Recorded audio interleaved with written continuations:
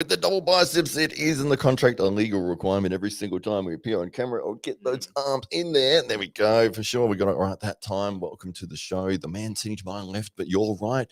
It is, in fact, the master of disaster, the king of sting, the Count of Monte Cristo. It is Thunderlips, the ultimate male. It is the winner of the Dave Stockbridge of the Year award. There it is there. The illustrious trophy held by the illustrious man with the illustrious beard. It is, in fact, Dave Stockbridge, welcome to your show, the AWE podcast. And it's not quite my show. Well, it's our show. It's everybody's show, but we've got a special guest today. We do certainly have a special guest today, Hollywood Matt Connolly, and it comes in the form of this young man here, Shane Triple A Mitchell. Shane is an MMA fighter who's just featured in the PFL, and if you want to check out our podcast with him on the Daily Combat Podcast, you can certainly head over and check that one out next time you're looking for some time to kill, perhaps. Maybe you're driving home from work. Great discussion, though, wasn't it, about your journey with the PFL and coming back and looking to further your career. So it was a fantastic insight into the mind of an athlete that wants to step up to the next level. So yeah, I really appreciated you coming in and spending your time with us. So thanks for having me. And usually those stories are like rags to riches stories, but this is going to be a riches to rags story. So we worked out at the end. So so check that one out. That's right, absolutely, yeah, for sure. But it was. I'd like to hear actually, Shane, your thoughts on arm wrestling. Obviously, we had the arm wrestling at we featured a couple of times alongside the DFC just prior to their event. That's where we were on our AWE event. We were there at the Apex Sports Festival as well. Did you have a look at all? Have you had to go on the table at any point? Nah, I didn't have a go. But one thing I actually did think is how much you guys are starting to get it out there. How many people are getting around it? That's one thing when I walk past, I'm like, man, there's a lot of people getting around this. Yeah, and I think that's obviously thanks to you guys, isn't it? Oh, well, it's been great. Mostly, Matt. Yeah, mostly, Matt. It's all of us. But it's felt like for me, this feeling of it's right on this borderline of really taking off, and it's felt like that for maybe the last year. And it's like, and it's more little things that are all starting to build, and you're feeling this sort of promotions here, and this thing's happening, and these things are starting to come together. You're getting these YouTube stars, you're getting like Devin Larratt and all these, even Larry Wheels is getting on board with arm wrestling, and it's like, oh, and all these little steps are combining to try to break out, and that's what we're trying to do with the AWE is provide a platform for that world-class arm wrestling. Yeah, but and I guess from your experience with MMA, you were kind of back there in the days before it was even legal here in South Australia to compete in MMA. You guys were trying to work around a rule set and all these weird situations with different. It was headgear and no strikes on the ground. Yeah. And so you kind of seen it go from almost like this backyard industry to now one of the strongest growing sports in the world, if not the strongest, biggest sport in the world. I mean, and that's all happened in just a decade or so. Yeah, it was shambles at first when you actually look back. When it first started, you're pretty excited, but now I look back, I'm like, man, when it first started, it was in shambles. It wasn't there. That's one where we're at with arm wrestling right now. It's the shambles stage. It was like one premier or somebody that was stopping it from being legalized. Very anti-combat sports. Yeah. We had to get rid of him. Is that your job or what? Well, we can't talk about it still. Okay, it's 10 years. All right. We've got Josh Barker, one of our top AWE athletes, has jumped in and asked a question to Shane there. Is there a future UFC deal in the works? Unknown. I guess it's unknown.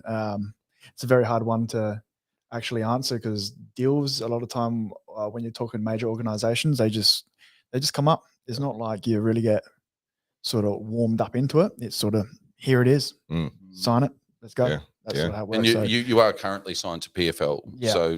So I'm locked in with PFL for 3 years, a 3-year contract, unless they release me. They obviously have the rights to release the fighters. But yeah, whether I go to UFC, it is very unknown. Is that the ultimate goal? Yeah, I think like no one's going to turn down UFC. It's the pinnacle, isn't it? Yeah, that's the pinnacle, isn't it? And Josh is a bit of a crossover athlete himself, having started off in the cage and has now found himself on the table. So he's Australia's top guy under 70 kilos. And competed just more recently at the AWE 2 event as well. See the image of his forearm there. He's 70 kilos, but he's probably 60 kilos forearm. Yeah. He's the only 70-kilo guy you've ever seen with an 18-inch forearm. So, we're not kidding either. His forearm is enormous. Yes, Josh Barker. Yeah, you're correct. He had a few MMA fights. I think he was having problems with his vision after a certain amount of time, and he had to retire from that. But Josh worked out he can arm wrestle and keep his glasses on. So it worked out really well. That's right. He can see. He can still see. He can see himself winning. That's right, for sure. But great to see him in here. And I'll just tell you briefly about Josh because he is a special athlete. He competed on our last card, and he literally had elbow surgery 3 days before the event. He got an infection somewhere around his forearm near the elbow, I think. And he sent me a message maybe 2 weeks before and said, I've got this infection, but I've seen the doctor. He's given me some antibiotics. It should be fine. Should be fine. Yeah, no worries. Okay, cool. And then like a week later, he sends me a photo. His arm's like twice the size and all red. It's like, I don't know if it's working. You might want to go back. Oh, the doctor's now talking about amputation. Yeah, I might not make it. Yeah. And then I think it was the week leading into, so we had our event on a Sunday, and then it was the Sunday before that, and he sent a message that it just said, yeah, heading to the emergency room. but should be good for next Sunday. Yeah, but still he was keep always me on. optimistic. Yeah, absolutely. And then like, okay, yeah, the next one was, yeah, they're doing surgery, they're scheduling the surgery. I'm like, what the surgery? Emergency surgery on his elbow, which is the arm he's competing with. And then he got surgery and then still attended and still competed, and he didn't win the match, but he did win several rounds of his match. Yeah. So he bled all over the table as well. I was about to say, it was just wrecked. He left it all on the table, literally. He did, and he says that, and he was still upset at himself that he lost. Yeah, he's a competitor for sure. He said he's trained with Alex Volkanovski at Wing Dang, which must be one of the gyms over in New South Wales. There, Josh is obviously based over there. Alex and Israel and Dan Hooker and all those guys. There's a whole bunch of really top level Australian fighters that are coming out of this region. Are they all in the same gym at the moment? Are they all fighting out of the same gym? Well, City Kickboxing New Zealand is extremely strong. They seem to. So a lot of them are out of there, like Israel, Dan Hooker, Riddell, Carlos Silberg. They're all from there, but then a lot of people will venture over there. So Volkanovski is from freestyle, as in I think him and his coach Joe sort of, I believe, did it all themselves, but then they venture over to City Kickboxing with Israel. Those boys quite a bit. Just, I mean, training partners over there would be insane. Oh yeah, absolutely. Yeah. Robert Whitaker. Whitaker's out of Sydney. He's got no, he's not. I mean, you might not see it, but they're Gracie's. They had the gym out at Smeaton Grange. Then they just opened up another one. I think Rob opened up his own gym. Okay. He's out of there, and then they got a boxing gym out of there. I can't exactly remember what the boxing gym is called, but I know he's got a few gyms in Sydney trains out of. But no, I don't believe Rob ever crosses over with like City Kickboxing. That I've never seen it. So of those athletes that are kind of I guess on the stage at the moment, we were talking earlier about the difficulty of traveling overseas and that decision that a professional MMA fighter has to make at some point of, do I base myself in the US or do I stay here? And who do you think's still balancing that best of those in the current ranks? You're talking about Australia's working out, or maybe any international, because I guess it doesn't matter where you are. If you're not in America, it's really difficult, isn't it? Yes, this is the hard one. This is what I actually think about. Like, you look at guys like Volk, like he's just done it on his own. Like, and it's very impressive. Like, he's done it on his own somehow. Like, he's obviously he's had to have good training partners along the way, but it's not like he's always trained with other world champions. Now, I mean, now they've got the sort of the finance behind them to be able to go wherever the hell they please, train whoever they want. So, yeah, money ain't an issue. They're like, and is that what the top fighters do once they do get those? Yeah, they move around. A lot of them do. Some don't. Yeah, some don't. But quite a few of them will move around quite a bit and train. Yeah. So it's almost like it's just getting to that point where you've got the funds available where you can perhaps experiment a little bit more, or delve into the area of your weakness with a gym that's really strong in whatever that might be. Yeah, obviously finance is definitely one thing. Like, funds is definitely going to get you far, but I think your reputation's more like, if you have credibility, as in someone like Volk, anyone's going to welcome in. Only gym that probably ain't going to welcome him in is his opponent, upcoming opponent. Yeah.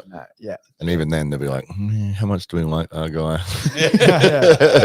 Come train, just not at the same time. Yeah, that's right. Well, they did that with Stephen Bonner and Mark Coleman. They were both training at the same gym, and then they got matched together. Yeah, well, ATT, the American top team guys do that all the time. Yeah. Like, I don't know how much they fight, or they have fought against each other. You think kind of your Colby Covington, Poirier, Masvidal, they all come from the same gym. Yeah. Yeah. It's like, okay, I'm going to be here 6 till 8 in the morning. Don't turn up. Unless you want to fight now.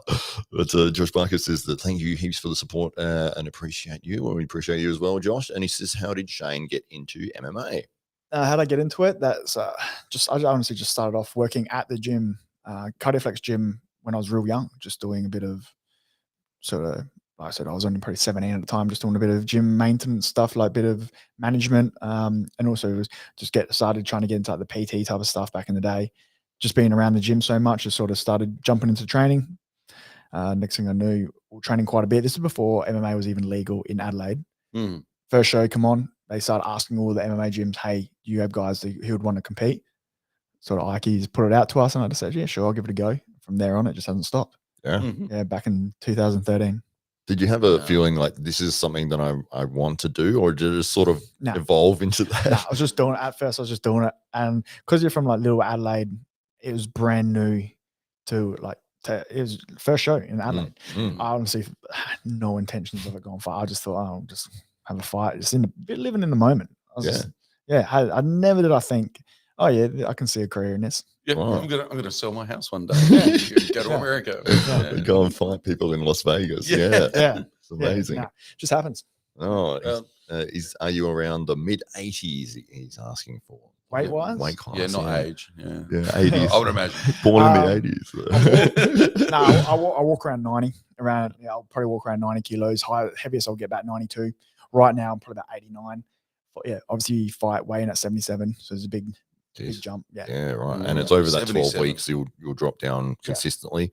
Yeah. Do you have to cut much in that last week? I usually do about 7 to 8 kilos. But I'll probably do about 5 kilo in the bath water weight. Jesus, 5 kilos. And the bath is your preferred method, not the sauna? Yeah, I've done a sauna before, but I find it just takes a hell of a lot longer. Bath's probably a bit more harsh, hurts a bit more, but it's just done quick. Yeah.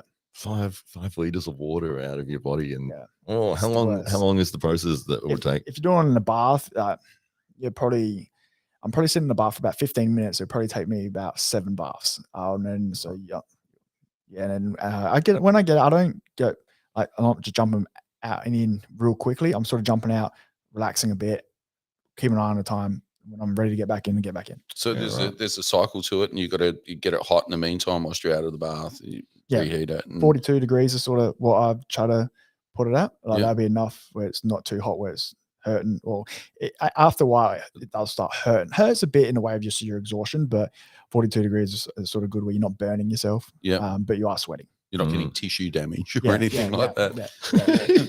I think in the past, definitely probably had some 2 hot baths, that's for sure. Just because a lot of time your mentality is get it hotter it is, the more you want to sweat. Yeah. When it's not usually actually the case. Do you do the hot towels at all? Have you used that? Not so much hot towels, no. But after my bath, we'll wrap ourselves up in towels. Trying to keep the temperature up a fair bit. Once you stop sweating, obviously take them off. Try to relax a bit, not just absolutely kill yourself. I think that's one of the biggest issues a lot of people do is just they cook themselves. Sure. And how long? So you reach weight. And then how long usually do you have to wait before you actually step on the scale? It's pretty much instantly. I'll pretty much time it. So I pretty much time it. So I like this one here. Once I had a scale in my room, as soon as I knew I was on weight, I literally went. The weigh-ins were at our hotel. I went downstairs, got on the scale, boom, done.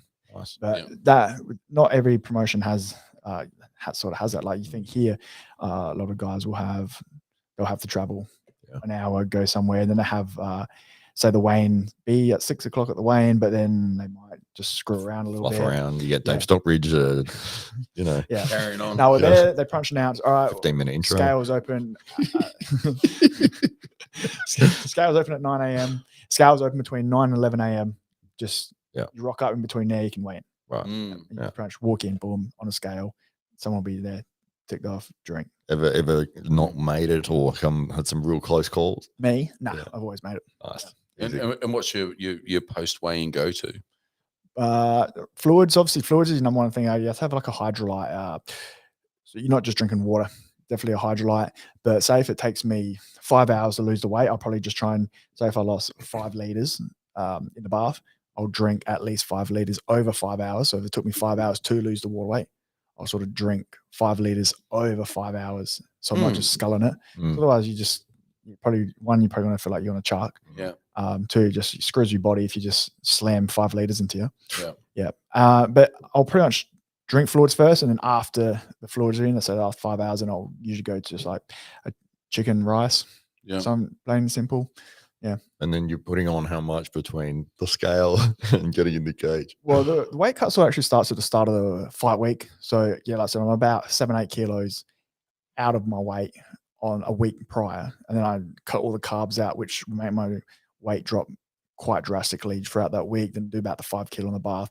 So by the time I got 36 hours between my weigh and my fight, I'll probably put on about 8-9 kilo in between that. But everyone's doing it, man. Like, Exactly. If you it's not even, you don't even get an advantage from it now on the majors. And that, if you don't do it, you're at a disadvantage. That's right. That's what it is. Yeah. What do you think about one championship and what they were trying to do with weight cutting there? I honestly wish there was no weight cutting. Honestly, I would much prefer like you weigh in at your fight. Yeah. Like I would love that. I would much prefer you weigh in just before you get in that cage. Right. To me, I'd prefer that. Yeah. Well, fighting in your natural weight. If everyone's cutting weight, it's like, why don't you just not cut weight and we'll just move you up a division? I honestly would love that, because weight is a massive factor in the fight game, and I feel like a lot of time, like as much as skill is number one, skill and heart is sort of your key factors to winning a fight. But strength and size, 100% plays a role. Big 100%. factors. Yeah. And I feel like there's plenty of guys out there who they might not have might not be doing these massive weight cuts because they might not have the knowledge in them.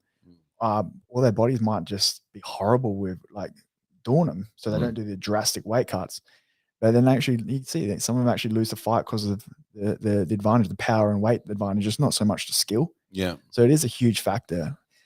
To what extent do you think dehydration and the like plays in reaction and reaction time and your reflexes and I guess being able to pick up on when a punch is coming? Do you feel it leads to any kind of brain fog or any difficulties? Oh yeah, I feel like if you're not doing it right, if you're not doing your hydration right, then 100%. Yeah, 100%. You're gonna feel a bit sluggish. Your legs are gonna feel a bit heavy. Certainly, your legs are big muscles, so a lot of the water will come out of them. So I feel like I've had that in the past before, where you just feel a bit heavier, a bit more sluggish. Like heavy is definitely the most accurate sort of description when you're after doing the weight cuts that you'll feel. It's only because you're on them. Your arms won't feel too heavy, even though they probably are, because you got to stay on your legs. You feel that. You feel the difference in the. Yeah, I feel like although there's nutritionists and that type of thing out there, I think there's a lot of bro science that goes into it. And massive. And I'd say the hotter the better. I'd say one of the key things for anyone coming up in the fight game is, or probably even any sport that requires weight cut. They do have weight cutting in arm wrestling too. Yeah, at some different levels. Weight classes. Not in our competition. We made sure of that. 100%. Like, so that massively. Then you want to be trying to reach out to someone who knows their shit. Yeah, for sure. Yeah, because it's huge factor. So if you does it vary to some large degree, even within your own gym, between the athletes as to what their preparation and routine might be? Everyone's sort of a little bit different. Everyone has their preferred thing. Some, like I said, it takes a long time. Like I find I try to guide the young ones or the amateurs and that coming through. I try to sort of, because I've experimented a lot. I've been doing it for like 10 years now. So I try and tell them what worked well for me, what didn't work well for me, and like what didn't work well for you. Euros straight after weighing, sculling too much water after. That one's the worst. Like just going like thinking that more you eat the better. Like after weighing that, or like same as drinking, thinking like being so fixed on looking at the scale after a fight, but like put on as much weight as possible, just like pile it in, get big. That's a big factor of like that can slow you down massively. Yeah. It can make you feel like crap. It's funny when you look around the weigh-ins and you can already see some of the guys that somebody's got their prosciutto ready to go, so they're ready to go as soon as they've stepped off the scale. Other ones got the M&Ms ready to go over here, like they're ready. They're ready. So Cupcakes. And there's so much different science, the science behind it. There's so many different. There's no one perfect. There's no one correct formula. Everyone works in. Like you see some people eating instantly. As soon as they go off the scale, they're eating something. Whereas in like say myself, I don't eat until I'm hydrated. I go hydration first, then eat. Because then I've always been told that when your body's because when you just lost 5-6 liters of fluid out of your body, your body's struggling there. Last thing it sort of wants to be doing is like digesting food, working. Like you sort of need to recover it. That's right. It's a little bit weird that you look your best when you feel your worst. Oh, you reckon? Muscular wise. Oh, exactly. Definition like wise. a corpse. Even your abs are slightly. I feel like I look like death. Johnny Hendricks was being interviewed, I think maybe the day before his weigh-in, and my God, it sounded like he always had weight cutting issues. It sounded like he was completely wasted, like drunk, like he was slurring everything he was saying. He was struggling to stand up, and this is the day before. He still had to the next day. He had to be cutting weight, and I think he still struggled to make it. And I was like, my God, this is not a good thing. Well, it's never easy. It's definitely like even with mine, I say I make them comfortably, but when I'm sort of doing that last kilo, I'm struggle down. Oh yeah. I'm hating life. Well, there's been so many fights that have been ruined or cancelled from bad weight cuts, or even the guys that make the weight and then they turn up in the cage and they're just half the person they should be. Jake Shields, when he first debuted in the UFC, it was like, he was on this huge winning streak, and then he came in and it was like, oh God, is this the guy on a 19-fight winning streak, and he's gassing out halfway through the first round? It's like, so it is very a big part of the game. I still even play around with my weight cut stuff. Like my most recent one, I kept my legs out of the bath as much as possible. And I find that helped a lot. Oh, right. To not lose as much water out of the legs. I don't know. So I feel like when you sweat, like I don't know how the body works. Like obviously if you get hot, you sweat. I probably feel like it doesn't really matter whether your legs are in the bath or out. I feel like it would make a difference. So if you kept your legs out and it's somewhat cooler, you might not lose as much fluid from them. I don't know. We would need a bro scientist to check this on. We'll say that's the secret. But I found in my last fight, like I found my previous, so my 2 fights ago, my legs were quite heavy. They felt a bit fatigued. Mind you, I had to do a sauna that one. I didn't have access to a bath. In Vegas, the hotels don't have baths. Where the hotel we're in didn't have baths, so we had to do saunas. Found my legs, I did complain. My legs felt heavy very quick. Right. But then this fight, like I said, kept my legs out of the bath, hit the weight, and I felt fine. Felt much more. That's interesting. Light on my feet. We've got Paula Donahoe, one of the SA Titans members from the arm wrestling world, and she says that you're looking flash in that new suit. Oh, thanks, Paula. Yeah, I know Paula. She looks after my dogs. That's really. Oh, there you go. There you go. That's awesome. And that's all thanks to Lammy Largo, Meelap and the team there. So if you want to look sharp like this young man here, then you know exactly what to do. Down to Rundle Mall and have a chat to Meelap and the team there at Lammy Largo. That's right. And we've got Billy Shoop, who says, crazy, the shit they go through. When I was younger, I was crazy too. Yes, it is a crazy world, the fighting world. And we've got Fox April, one of our regulars, one of the arm wrestling regulars that will be on every arm wrestling stream ever around the world. He says that he's late. Oh no, I'm late. It's like, you're not late at all. No, You are here. I think we're early. Yeah, that's right. Yeah. And we've got Dominic Lawrence, who says we're the Three Musketeers. Well, we've got two lovely dressed gentlemen, and then I've got I'm representing the AWE obviously today. Otherwise, I'd be wearing my suit. Yeah, there we go. There you go.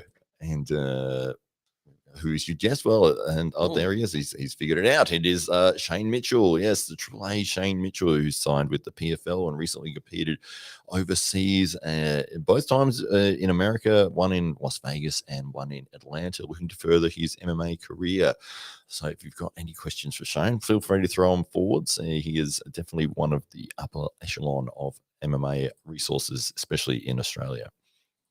we've got some chat back and forth between Fox and Dominic there, but they're just having a chat amongst themselves. Yeah, how dare they? How dare they when we're here? We're here to entertain you, damn it. AWE will have some big news coming very, very soon. And we just thought we were going to be able to announce it tonight, but unfortunately not, unless you can bribe Hollywood Matt Connolly. In which case, if you can beat me in an arm wrestle, actually no, because a lot of people can do that. We got Josh Barker in the chat. Oh no! But big news. So just to let you know, there will be an AWE 3, and that is we're going to lock in some dates very, very soon. But we're in talks with several athletes right now, so that is why dates have not been locked in just yet. But put a block aside in your diary for the latter half of October, and I think you'll be quite safe with that. So something else for you to look forward to. And we have 10, maybe 11, maybe 10, maybe 11 matchups. We've got 9 confirmed. 9 confirmed, and we're working on the other one. And there's something else. So an interesting point of discussion for the arm wrestling fans there. What do you think is the optimal size of card? Is it 6? Is it 8? Is it 10? We're going too far if we have 15. So let us know. What do you think? So keeping in mind that I think about 7 matchups is about 2 hours worth of entertainment, which I've got a preference towards that, but I'm always very open-minded. Did you preference based on the fact that you're announcing all the events? And I want to be done. I want to, this one's got 33 matches. You're like, are you serious? Give me my stogie. What do you think? 7's your ideal? I think 7's good. Well, it's not even that 7's good. It's that it's about that 2 hour mark. You know, I think Australian rules football. I know this doesn't really count much for the American audience because, from what I understand, your matches go massive on fans for days. The NFL matches, but I think Australian football is generally played over 2.5 hours. 2020 cricket, which 3 hours. Yeah, it's about 2-3 hours thereabouts. 2 hours. About 3 hours. Playtime. There's a little break. Take out the lunch breaks and the tea break. But you've got about that. So there seems to be commercially, that 2 to 3 hour window where you can maintain people's attention. So, and of course we've had recent controversies in the world of arm wrestling when it comes to a King of the Table just having 3 or 4 matches on, and that's what people are getting as part of their pay-per-view, whereas East versus West has something like 72 matches on. It's complete opposite, isn't it? Yeah. And some people go, I don't have 3 days. But Engen likes to put on a big fat card and make sure that you get your money's worth. So what do you think out there in terms of optimal length of card? What would you like to see? Is 7 enough? Or is 10 what you need to make your pay-per-view? 10 is the number. 10 is the number. 10 is the magic number. 10 as is far the 3 as hours. And the reason I like 10. Why do you like 10? Well, the reason. It's the number you can count to. Yeah, that's right. I've got 10 fingers. That's all I need. No, it's you have the ability to split the card into say you want to do 3 prelims. It's like, okay, the first 2 matches are free on air, and then you've got maybe 4 on a pay-per-view model, but maybe it's a subscription-based thing, and then you've got the main card, which is maybe that's the one that everyone wants to see, and that's the pay-per-view event. You've got that ability, but in terms of the people that are just paying for the thing and they want to see all of the matches at once, I think 10 works really well, because you can, and most people they'll ignore those first few matches, the preliminary matches. The diehard fans and the big fans, if they've got a favorite on there, they'll definitely be watching it. But you can almost feel like, okay, say the event starts at 12 p.m. It's like, all right, well, I know that the matches that I really want to see probably won't start till around 1:30. So yeah, I'll have a look, make sure that I've got the time right and everything like that, and then sort of half pay attention for the first couple of matches, and then it's like, all right, this is the one. Now we're here, and you'll see, say with the UFC, like Bruce Buffer will come out, and it's like, okay, this is the main part of the pay-per-view, and they'll slow everything down. Bruce will come out and he'll do the "It's time" and we're live from Madison Square Garden and whatever, and it's a big announcement. They've been live, they've been going for like 3 hours already, but it's like Now there's the moment that everyone is tuning in. These are the pristine This is the matches that you moment want they've to all see. been waiting for. Yeah, pretty much. Yeah. This is what you've come to see. So, for AWE1, we did split the card, didn't we? Yes. So we had a free view for until right up until the last, I think, 3 or 4 matchups, and then we switched over to the pay per view. This last event was pay per view, the whole kit caboodle. What do you guys like? Do you like to see? Would you like to see a split card AWE 3 where you get the first 5 or 6 matchups for free, and then would you pay for the pay per view, or would you just wait to see what happened in the after show, maybe? So and also just another question out there: did anybody watch Grant Diet's live commentary? We'd be interested to hear from anybody but Grant on that subject. So, Grant's awesome. Yeah, Grant is awesome. What about you, Shane? What do you have an ideal amount of matches? I just get past the question actually, but yeah, we got a match question for Shane. Yeah, we do, and I'll come back to that one. So, how do you control adrenaline rush? Is it possible to hold it back? Yeah, look, it definitely takes time. Definitely takes time to control your adrenaline rush, because it's like anything. If you're not used to it, it's very hard to control it. You get it's like going behind the wheel the first time you get your license. Like you're scared of shit. You think you're just going to crash into every building. Yeah. That's what it's like when you first step in. But then, yeah, as you start learning and driving, work out that okay, it's not too bad. How I control it now, I'm just talking to myself in my head a lot of time. Certainly, going back to a lot of my other fights, just saying like it's never as bad as what you think it is. What we spoke about in our previous podcast as well is about the biggest sort of, I guess we could say, fear, or the reason why you get the nerves isn't so much about I'm about to get in a fight. It's more about my performance. It's definitely more about I don't want to look like an idiot and that. But then I go back to like who do I care about? So all my friends, family, close people like that. I sort of they're the only people I really sort of care about what they think. Like exactly. Like everyone else, all the strangers and that, I don't really give a fuck what they think about me. So, but I know he cares about you, Dominic. It's not you he's talking about there. You're fine. Like all that. Sound bad. No, but everyone, every athlete, obviously you'll have your close friends and family.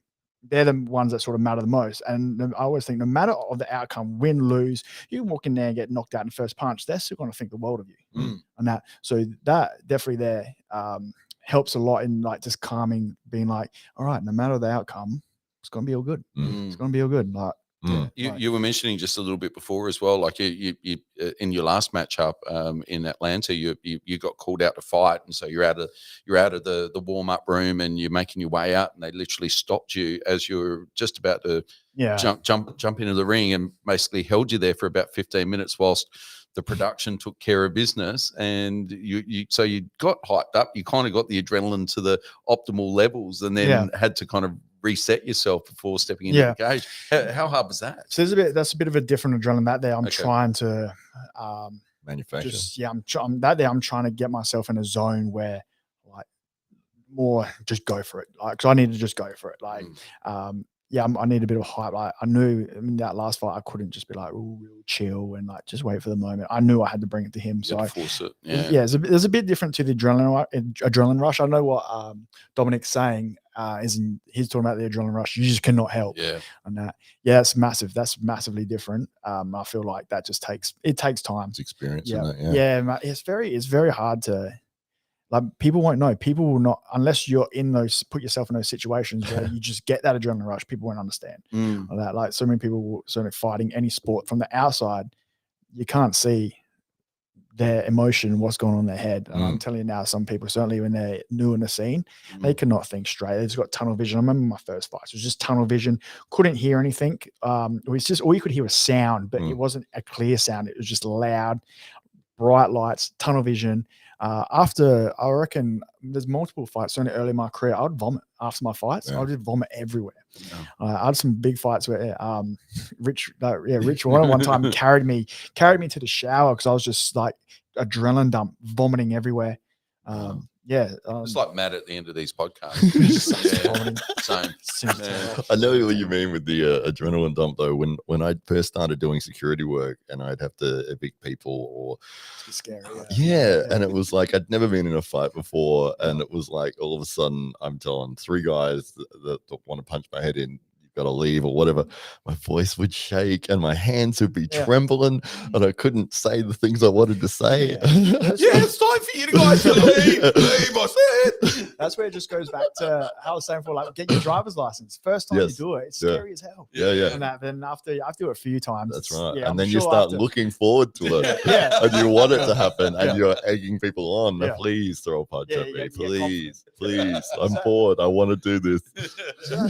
But yeah, like controlling it, I'll definitely say I over the years built up I'll write them down as well, just built up things that sort of help my mind stay straight. And one of those was exactly what I was talking about there, where like knowing your close loved ones, the ones who like properly care about you, will love you and like they think the world of you, no matter, just for competing and just knowing that you're challenging yourself. They're going to absolutely love you. Anyone with good intentions and good mind, good positive thoughts will love you for challenging yourself. I know that. So whether you lose or not, you get praise. Like the only people who like, I get messages now, people are just trying to put me down from fights. So, oh man, like after my last getting kicked in the head, I've received plenty of messages from absolute randoms, negative ones.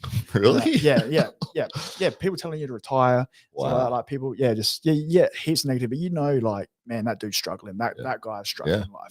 You could even see. But even so many strangers showing love, absolute love, and all the people who really care about you and like are in your life, like all your friends and families, man, they praise you no matter what. Yeah, that's right. So just thinking stuff like that, like as in you're in good hands, as in don't worry about your reputation, because I think that's what a lot of the rush is. Sometimes if people worry, like, man, if I don't look good, people are going to think I'm an idiot. It's like, nah, the people who love you no matter what. Yeah, getting in the cage and actually performing in front of anybody is a testament to somebody's character. It's like, I thought with the PFL, they're set up because it wasn't a huge audience, was it? No, not really. Like it's only a few thousand. Like it's still, Oh, so it was bigger than what I imagine it was then. It was, some of the arenas would probably be slightly, like they'll be a bit bigger than like Adelaide Oval one. Like, right. So it's pretty substantial. It was just that looking on the screen, it didn't quite seem like it was that much going on, because I thought that might be a benefit to an athlete, that so somebody's not getting that hometown advantage because the crowd's not necessarily tilted specifically for a homeboy or something like that, like I said, the crowd, I don't know, to me doesn't play a massive role. How big the crowd is doesn't play a massive role. At first, like I say as well, I was reverting back to before about it was more the people you knew, like your pride. It's like your pride. It's like you will sort of worry about, I don't want to look like an idiot to the people who are backing me here.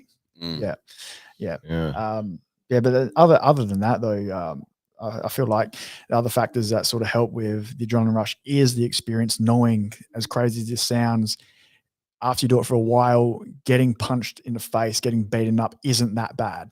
It's weird because to most people, like, it's like the worst that can happen. Yeah. But then after you do it a few times, you're like, getting beaten up actually isn't that bad. Yeah. Like that, like there's work, like you wake up the next day, you carry on. Like, it's that's what I try to think, man. There's a lot more people worse out there. There's some people who they don't, they get in altercations and they don't wake up the next day. That's right. Yeah, that's right. And some of your best fights are the ones that you get the biggest beating. You might walk away with the W, but at the end of the day, you're bruised, you're battered, you're in pretty bad shape, you know? Yeah. I just try, one thing I like doing as well, leading up to my fights, one thing that helps a lot is watching, say, like, certainly true story war movies. Watching that, because then I just think, like, fuck, could you imagine being in that position? Like, can you imagine being like in some of the position those guys have been in? Like, have you seen that movie, like 13 Hours? Like I was like, man, could like, would I have traded? Like, could imagine? Yeah, exactly. Like, I'd much rather jump in the cage, have a fight, and then being stuck. Like, there's people out there in the world who are in positions that are properly screwed. Yeah, that's right. Yeah, and then straight away, this makes you think, this is easy. Have you had that, like, during the fight? I know that you mentioned that the world champion that you fought, you got rocked a couple of times before the final finish. But have you felt like, oh, this is like, if you get hit with a direct kick or a direct punch, you're like, that actually hurt? Or is it like, oh, I noticed that, I know what it is, but it's like that pain isn't quite there until after the fight when the adrenaline's worn off? Yeah, that's another thing. So you disassociate from the pain. Well, that's where I'll go back to saying like getting beaten up isn't that bad. It's Mm. because even when you get rocked, it's still not like, oh, like, Right, this is yeah. uncomfortable. Like you don't think like that. No, Yeah. even when you get rocked and you're in there and you're sort of in the zone, like I said, it's weird. It's not a bad, like it's not like it's a painful, like hurts your emotion feeling. Yeah. Yeah, it's just like, oh crap, I'm rocked. Like my last fight, yeah, when he rocked me and had me on the cage, he was unloading on me. In my head, I'm like, fuck, he's got me so rocked. He's got me here. He's got me here. So you're having that conversation. Yeah, I had in my head, I'm like, oh, he's got me here. I'm just waiting for the big shot to put me down. Mm. And in there, I was just like, oh, start swinging. Start swinging. Like, hasn't happened yet. All right, but in my head, I'm like, yeah, he's got me. He's got me. Yeah. And I was just like, I'm going to swing here, and I know he's probably going to put me down. But like, oh well, I just think, like, see, when you're getting hit, when you're watching the TV and you're seeing someone get their head smacked in, you think, oh wow, that must be so horrible. That must feel crap. No, honestly, when you're in there, you barely feel it. Yeah. You barely, like, it sucks losing. Like, so yeah, like even like how I was saying on the previous podcast, like your pride does get hurt a bit when you lose, just because if you're got a very competitive nature, you want to win. Yeah. So of course losing sucks. Yeah. But yeah, like I said, the actual physical pain, nah, it's not that bad. Oh, man, you just reminded me so much of fights I had doing security work over the years, and it was like I'd get this feeling, this heat would come up from my lower back and hit my head, and then I could not feel pain no matter what, and I could. You were unstoppable. It felt like anything you wanted to do, you could destroy it, and it's such a weird, but it was a really good feeling. And it becomes dangerous because it's like this mentality. And if I feel it coming now, every now and then, if I in an argument or something, and it's like, oh god, I get away from this because if that hits, I'm gone. Like my thoughts go, like the logic is out the window. There is no thoughts anymore. I'm looking at you differently now. Yeah. But it is like that process of, oh, let me do this, let me do that. The conscious voice is not there anymore. Well, with the fight, like, this is another thing as well. When you have an adrenaline rush, or like you're sort of shitting your pants coming out to the fight, because usually it's the only time you're actually worried or like shitting your pants is, I'll say the most, like the week building up is sort of crap. It's on your mind because it's impossible not to think about it. But when you're in the change room, when you're like, a couple more fights coming up, you're like, oh, okay, this is it. This is about to be on. And then when you're walking out, like you're sort of just getting ready, that's sort of where you're like, oh, like you're getting a bit nervous. But as soon as it's like you're walking into the cage, they close the cage, you touch gloves, it's gone. It's not even there, but you don't even realize that fear is gone. Yeah. You don't even realize it's gone until after. You're like, hang on, like I wasn't even nervous in my fight. And that's what's so weird, is like you're only really like scared and nervous leading up to it. But then when you're actually in the action, you're not even nervous. But that should be where that's the whole thing you're scared about. Yeah. But then when you're in it, when it's go time, you're not even nervous. Is that because you're prepared in every respect for the fight, the physicality, but you haven't really prepared yourself mentally for those moments before?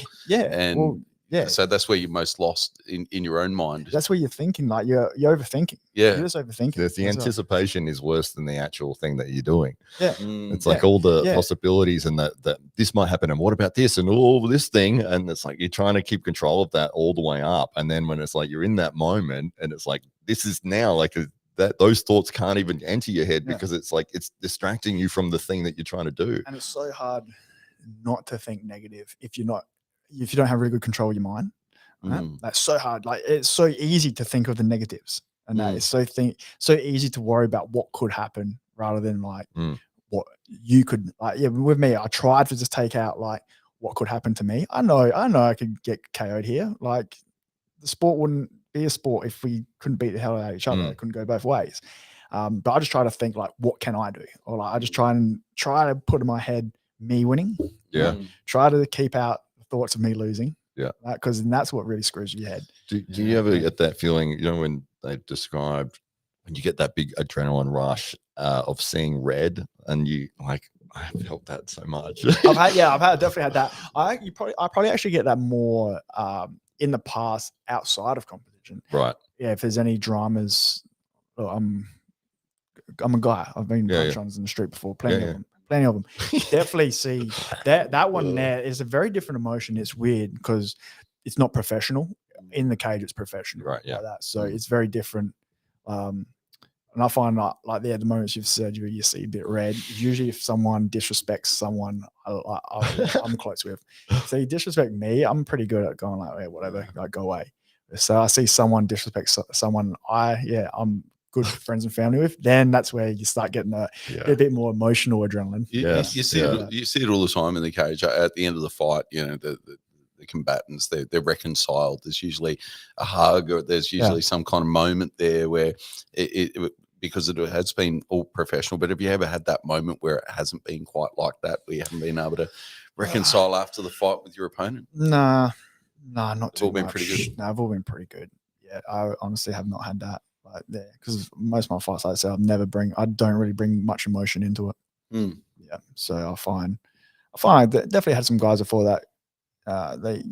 They give you a bit of a weird emotional vibe, but I'm not emotional when it comes to the professional fighting. I'm not emotional at all. So yeah, I feel like afterwards, I feel like I'll be pretty hard to hate after because I don't bring much. When I win, I don't carry on like fuck. Yeah, and I don't celebrate in their face and that because I find I'm always disrespectful to their team after. Always thank all their team and stuff like that. Like always try to have a good chat with them after. So I've never had anyone who's been a dickhead after.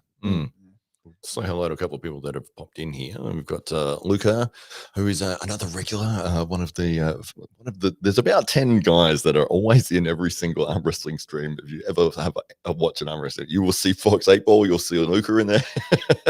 So hello to you there. We've got Nat Sanderson, and she says hello, and she says she's a big fan of Hollywood and the family. We all are. Well, there you go. Great to see you. I think she's based over in the UK. So lovely to see you on here. And we've the greatest fight, this is from Fox 8 Ball, the greatest fight I ever seen, no joke, was 2 seagulls, 2 magpies, and a cat. The cat got something first. Killed first. Oof. And then the 2 seagulls, the magpies won easy. It was so savage. Wow. You should have filmed it and put it on YouTube. That would have been amazing. Yeah, Dana White can make a sport out of that. Dominic says, Shane, what do you go to when you feel all your options are exhausted during a match? It's a hard one. Headbutt. Yeah. Squirrel grip. Kick him in the groin and get some time. Have you been like completely gassed in a fight? Of course. Yeah. But I do try to keep my mindset of like, if I'm completely gassed, he is completely gassed, which majority of the time it is. Thankfully, I haven't been in a fight where I've been gassed and he hasn't. Oh, that'd be horrible. Yeah, that would be. But all my fights, where I've actually just been depleted like hell, so are they pretty much. Yeah. And then that you just got to try go back to just have the dog in you. Like you do have to have the mindset of like, I'm not going to give up. I'm willing to go all the way. I'll just keep like just pushing, just throwing whatever I've got. Like, certainly if you're at the point, say last round, you're exhausted as hell and you actually think, man, I've just belted this guy so many times. He's not going down. You might think, all right, I'm not going to finish this guy. But you definitely just try to think, all right, I'll just put it on him until the end. Go the distance, go hard. Like I'm not going to be one who breaks.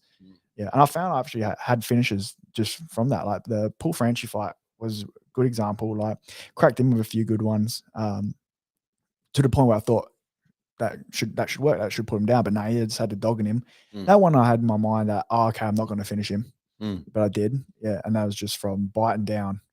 Just even when you're exhausted, just keep going. Yeah. That's it. It's just throw what you got. You sort of start when you're really exhausted. You sort of start drifting away from very high skill, advanced sort of techniques. Because spinning kicks like just because when you're that depleted, it's very hard to display like very high skill sort of techniques. You just go to bread and butter and just bite down, hugging mostly, and then leaning. Honestly, a lot of people do that. Just get a little breather. Yeah. Like just put him up against the cage and like breathe. There's even times where like you both just stand there. Like even if I've been pushed up against the cage when I'm exhausted, but we sort of both just stop and like you can just see it's like, all right, it's a gentleman's agreement. Three big breaths, and then we'll keep working. I think that's any heavyweight fight that goes after the first round. Yeah, that's right. All right. And Tegan Connolly, my wife, has jumped in to say so true, and it must have been about a discussion we had before about adrenaline. Adrenaline, or how good looking you are. Yeah, and that was a long part of the discussion. So I'm glad that you agree with me. Agree with the gentleman here, Tegan. And it doesn't Shane look so good in his suit today from it's one of his sponsors, Salami Largo, and based in Rundle Mall here, and he's looking very sharp today.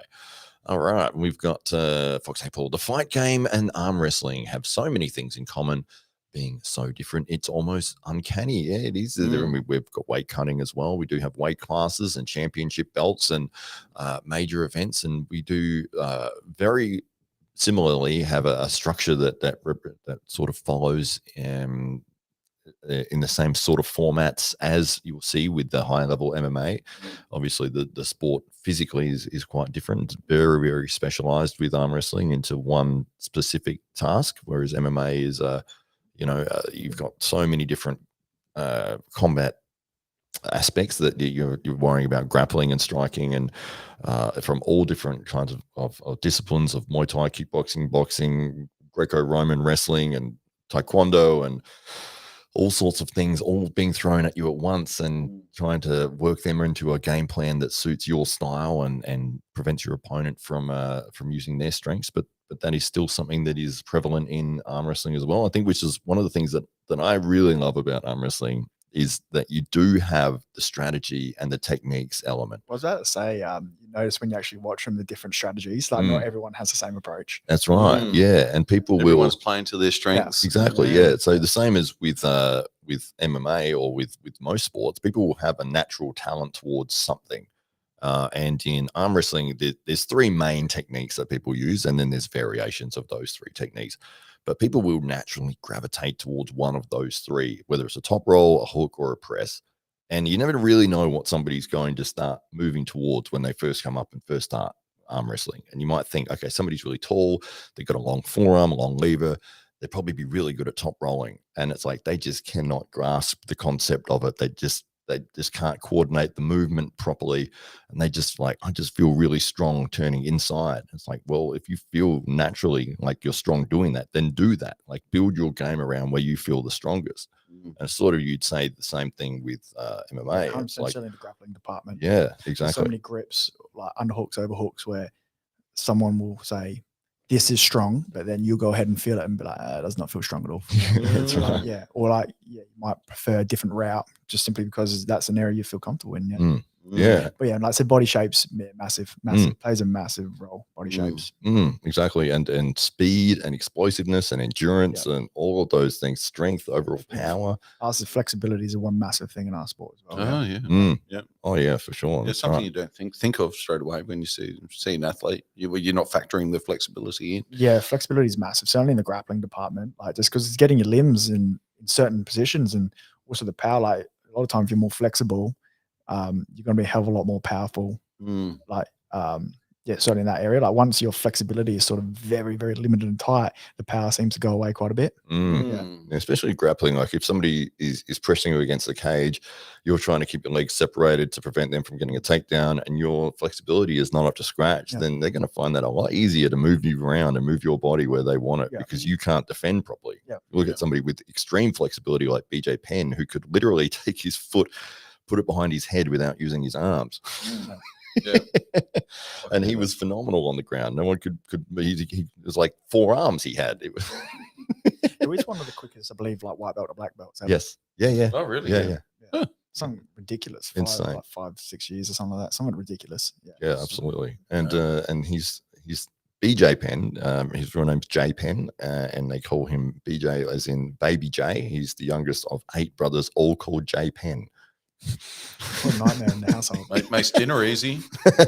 Jay. He just has to call the one name. That's right. And further to Fox April's point there, I think what we're grappling with at the moment in arm wrestling is the presentation of the sport. And so you're starting to see different promotions present the sport in different ways, but they're all borrowing from the same themes, which are very much found in the fight sports. So boxing and now MMA, people are used to seeing the production quality of UFC, for instance, but we're seeing arm guards go in one direction, where it's very intimate, it's very close, and it's almost like a pub style environment where the athletes are right there next to the audience, and the audience are getting involved as well. It's almost like a party type atmosphere, and you've got East versus West, where there's 12 people in a room and 6 of them clapping, and then you've got so you've got the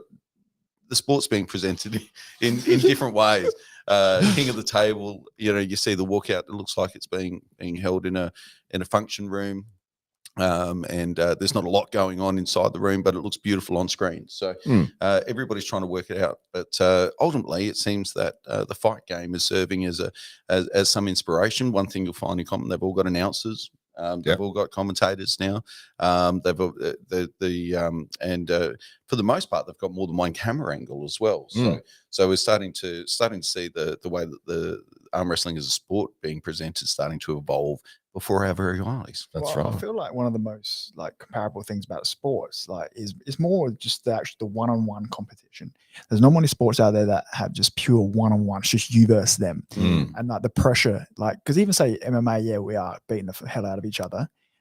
It's like I was saying before. Usually, getting punched and that isn't what makes you a sort of warrior. It isn't what gives you nerves. It's your performance. It's winning, and it's like I said, the people around you knowing whether you won or lost. Everyone hates knowing that people know they lost, because that's where the haters come out. That's where the people, mind you, it's the people from down below. They're the ones who start running their mouth. Sorry, but I feel like that's one of the biggest things. Is say, I could imagine arm wrestling. There's still a lot of nerves because, say, it's just one-on-one. It's evenly matched. It's not like you have any advantages really, and that. It's that raw one-on-one competition. I feel like is the most. That's where your true nerves and stuff come out. Yeah, that's right. When it's team sports, you can sort of let's have a little rest. But that's it. Yeah, well, that's why I find you've got the most glory in that, in terms of, because it's all up to you at that point. Exactly. Yeah, your team can help you get to the cage, but you're the one in there, and they've locked it, and now it's just up to you. So you guys would 100% share the same that nervous feeling coming in. Because certainly they build it up. The whole announcers walking out, standing there, and that sort of getting ready. That's what's the nerves there. Yeah, you guys would be able to relate. Absolutely. Just because, like I said, it's the competition that's scary. Yeah. So a lot of people think it's the violence that's scary. Nah, it's just the pure fact it's one-on-one competition. You versus him. Who's the bigger man? Yeah. Because that's certainly with the guys. That's what we think. We think whoever wins this is the bigger man. I want to be the bigger man. And the pressure is on. So, it's almost like the fear of loss is greater than anything else, or the fear of embarrassment. Exactly. That's what I'm trying to say. Is the fear of loss is what makes you nervous, not the fear of getting hurt. Right. Yeah. It's almost like with arm wrestling, say it's first to 4. The last thing you want is that you just get flash pinned 4 times in a row, and everyone had come out to see you. And it's like you could have not trained and done. It would have been the same result there. You could have never done arm wrestling before. It would have looked exactly the same. So you've been doing this for 8 years. How could you have done? No, but that's the feeling that it's like, even if you lose, if you have a back and forth battle and it's really close and you get some moments and it's exciting, I don't care about losing with that. And it's like that. But if you just get blown out the water, and it's like, I don't know. And imagine that's what I could imagine that's what you worry about. You worry about just going in, this guy just making a fool of you. That's the same as us. For sure. Luca's saying, if Shane could fight an old school fighter in their prime, who would it be? Would it be BJ Penn, GSP, or Robbie Lawler, or somebody else? GSP. I feel like GSP is the GOAT. He's always been my favorite. I think just the way he carries himself as a person as well. That's what I love about him. So I think GSP is the guy. What would your game plan be? What could you do though? That's what I mean. He's so well rounded. You couldn't have a game plan. You just have to go in and fight him. I think your only chance is like a lucky sort of if you just happen to. Prime GSP. There's no holes, man. There's no holes in that game. The thing I loved about GSP was whatever his opponent's strength was, he would beat them at that. It's like, this guy's an amazing wrestler, and like George is going to have to work on his stand-up defense. He's going to have to keep the fight. George is like, I'm just going to out wrestle him. Yeah. And he would. It's like when he fight Josh Koscheck, and it's like everyone's going, oh well, GSP's going to keep this on the ground because Josh has got these real wide looping dangerous punches, you know, and GSP's, you know, to play it safe, he's going to have to keep it on the floor. He didn't. He just stood with him and just jabbed him to death. Yeah. I think he's a very smart fighter, GSP. That was incredible. Good question, Luca. And we've got Phil Woody. Morning, gents. Fashionably late. Speaking of fashion, Shane looking sharp. I'm getting lots of compliments here. That's fantastic. Yeah. That's the idea. He's looking very sharp, and he's got the Miami Vice vibes. That's Rich Banger Warner. There he is. We were talking about you in the previous podcast, which I'll have up later tonight. And Phil Woody says, hit the like, gents. We'd love that if you did that for us, guys. It does help us. Subscribe, because I think we're getting close to monetization now on the AWE page. Yeah, it's outstripped my Hollywood Matt Connolly page by an enormous amount. It took a month. It did. That's great. I'm happy for that. That's I don't awesome. think you are, because you mentioned it a few times. I've said it because I know how long I've been trying to get to 1,000. And then somebody said, they've lowered the subscriber amount to get monetized to 500. I'm like, oh, I'm at 650. That's amazing. And I go in there and it's like, no, you still need 1,000. I'm like, what is this? And I look it up and it's like, oh, it's only for a couple of different countries that they've lowered the amount. And Australia is not one of those. Not yours. No.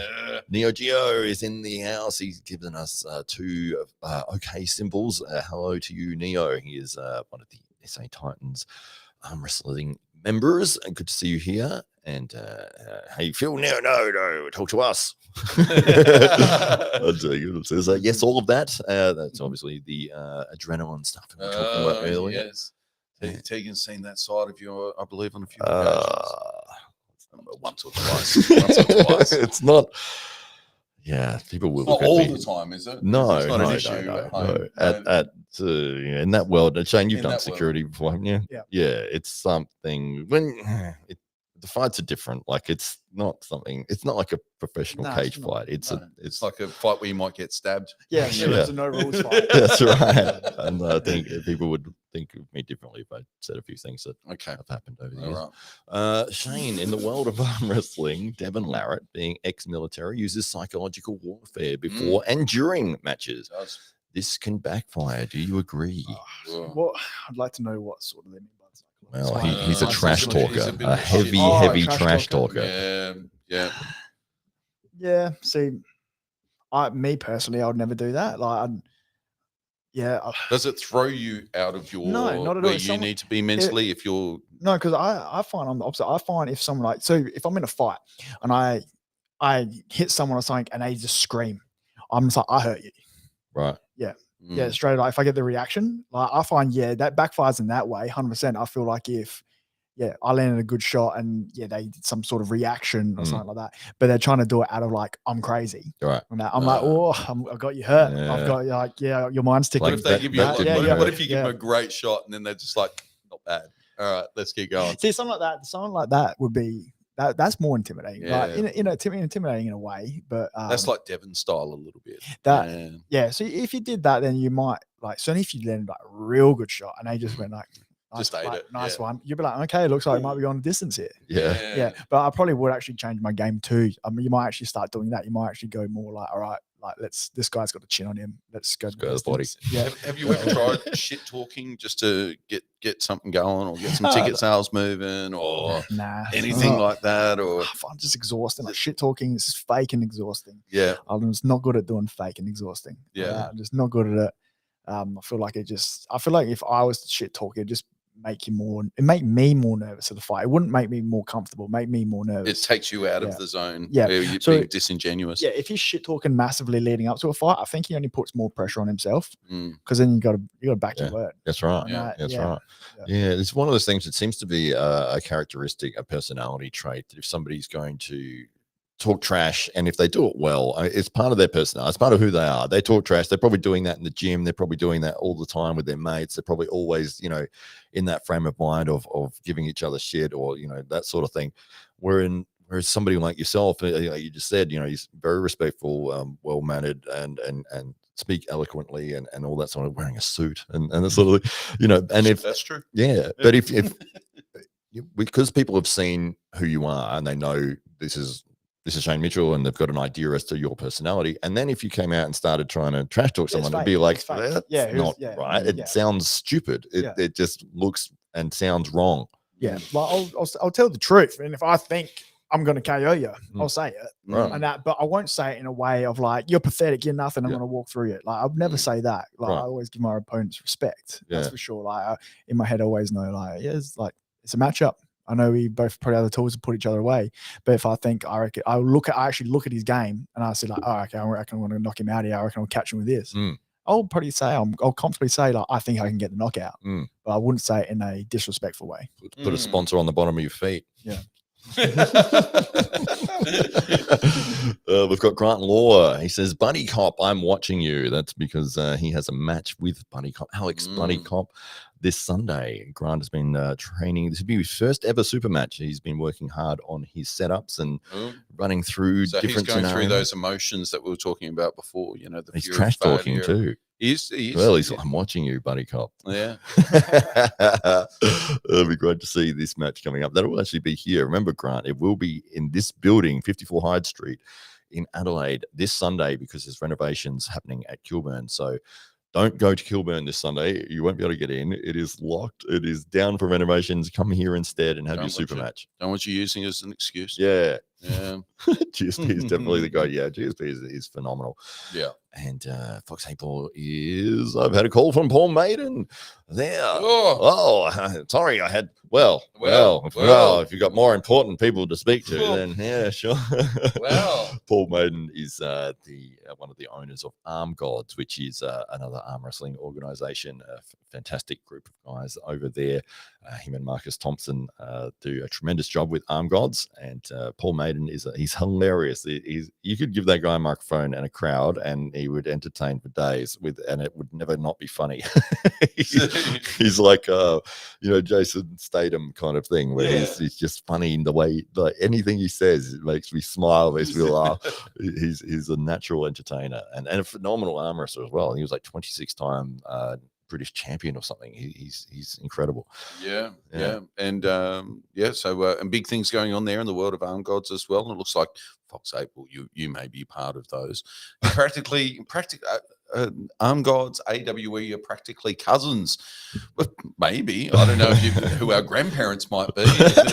Our grandparents are WAL, maybe. I don't know. If you trace the history back, it probably is. They're based in the UK. Yeah, so we love everything Arm Gods is doing. They're a phenomenal group of guys over there. Yeah. We're like we're like the cousin that's wearing the Adidas tracky dacks, and they're wearing the Kappa tracky dacks. But we're still cousins. Did you ever have those snap pant ones? No, not once. Never. No, never. No. I can say you didn't want to just rip them off one time? No. I like fleecy insides. All my suits are the same, by the way. Oh, they're all snap off? They're all fleece on the inside. I've got this 1/16th Aussie. It probably is. Well, there you go. 1/16th. Fantastic. Fox April. It feels to me just through the comments that you're bursting with some kind of golden nugget of information that you'd like to share with the world, but you're not quite sure whether or not you should be sharing with the world. I think it's his credit card information. That's what he's trying to share with us. So you can send that to me later. Just the final three numbers is all we need. We've got the rest. Just the CCV just the number on the back of the card. We've got the front. We just need the back. All right, Fox April. We look forward to getting those details soon. So, Shane, I've got a question for you. Your favorite fight or favorite moment in one of your fights? Okay. Favorite fight, like if I'm going to say, it's hard because as to what's your favorite, usually your favorite fight is the easiest one, right? But that's the one where you get hurt. Like, you cop the least damage, get a nice win. And to me, that probably would have been the Matt Ellen fight where I just finished in the first round. But if I go back and look at my favorite fight, the Paul Franchi fight. That was very well rounded, stand up, ground, everything. It wasn't the post-fight shower that makes it the favourite with Rich Warner. No, that was. Oh, that wasn't. That was a Rapati. I'm surprised you didn't bring that one up. Yeah, that was his favourite moment. Favourite moment is the shower. Right? Yeah. But, that's Rich's. Yeah. Oh, that's great. Well, no, Shane. we'll go with Shane's favorite moment before we'll get to this question. Yeah, sorry. But I'll say the Paul Franchi fight was it's probably the fight I'm going to remember the most because it's just so back and forth. I remember like he split me, like split my eye open, just covered in blood, like just trading. He was tough as hell. Like, I landed some big shots on him, which I'm thinking like, man, how you not going down? I remember he took me down a few times. I took him down a few times, like very back and forth. And then I got the finish with only like very last round, right at the end of the last round. So it was just a war and still got the finish in the last round. Yeah, so that was good. That just felt like I had to earn that win. Yeah. Certainly with the finish, because I always want the finish, and I felt like I had to really earn that one. Yeah. Did you feel like that you knew you were in a classic battle here, like that from the audience's perspective? If you were like, at any point in that fight, you're like, people are getting their money's worth here. Oh yeah, like that one there. You're like, oh, we're on because the volume was high as well, and we were going for gold. We weren't holding back, that's for sure. So that one there, you knew like this is not like this. Oh, it wasn't. You don't think at the time, but afterwards, you just know like, all right, like no one can look at that and be like boring fight. Exactly. Yeah. It's like this is one you want to see. Watch this one. Yeah. One for the show reel. What was the finish? It was TKO at the end? So I just caught him with straight right, sort of dropped him, and then just finished him off. Like just, but then it pretty helps. He's exhausted as hell. Got him dropped down. Pretty much just have him shelled up. Sort of just overwhelm him. Yeah, nice, awesome, amazing. How much time was left? I don't know, but it's only been like a minute and a half, man.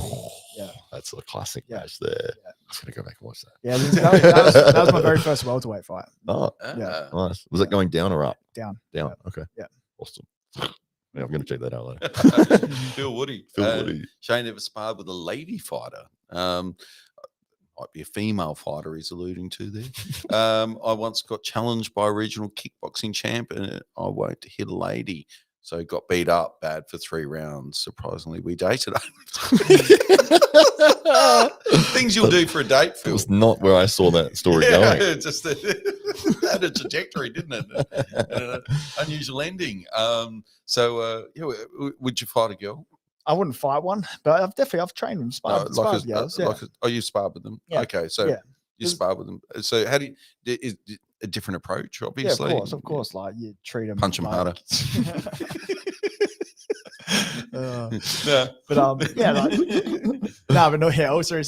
you train. We train with a spar with the girls, but like I said, you just tone it down.